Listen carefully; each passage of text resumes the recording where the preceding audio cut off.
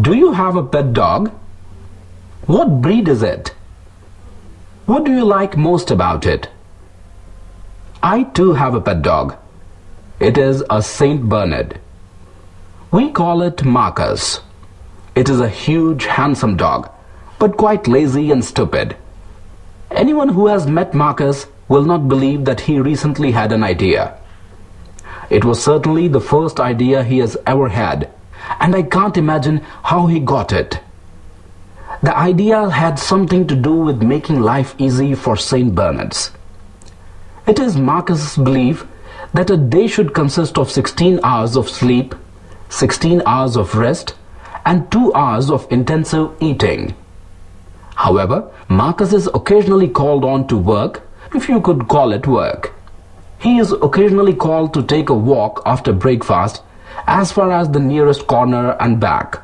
A real dog would look forward to such a thing, trembling in joy.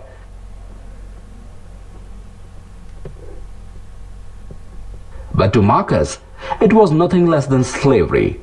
His idea then was something like this.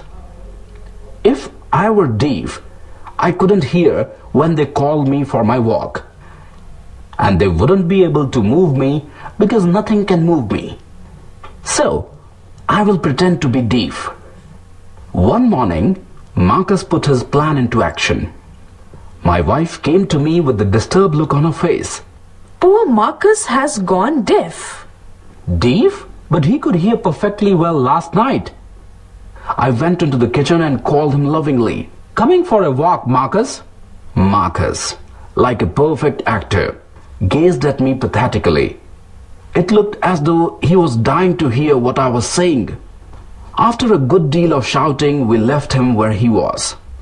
He rested his big head on his front paws and again went to sleep. We remained constantly worried about him. It took us few days to notice that Marcus was only partly deaf. He could hear anything connected with food. One Sunday, I was carving a joint when a tiny scrap of meat slipped from the fork and dropped on the carpet. Although Marcus was asleep in the kitchen some distance away, he huddled into the dining room and gulped it down. "Hey, aren't you deaf?" Marcus' jaws and tail both dropped. He seemed to remember he was deaf. Not much later, he failed to hear 3 repeated commands to come out for a walk. But he leapt to his feet at the arrival of the butcher. Now we became pretty sure that he was only pretending to be deaf. In the end, my wife and I decided that Marcus had to be cured of his deafness. Marcus had gone deaf. We decided we would go silent. When Marcus was around, we would go through the actions of speaking but would not say a word. At first, Marcus looked lazily puzzled. But soon he became really worried. Had he gone really deaf? The horrible part was, we might be talking about food. The thought of what he might be missing was real torture to him. As we mouthed silently at each other, Marcus would stare painfully into our faces, trying to lip read. He was now never called for meals. So it was doubtful if he was having 14 hours of real sleep out of the 24. And he worried himself down to half his weight. We kept this up for several days. Then we decided to restore Marcus' hearing. One morning I said in a loud voice, "Come on, Marcus, time for your walk, boy." An expression of beautiful relief appeared over his vast face. He was not deaf at all. He bounded to his feet.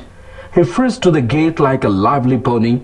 He joyously took one of the longest walks of his life, of about half a kilometer. Marcus was not troubled again with his deafness.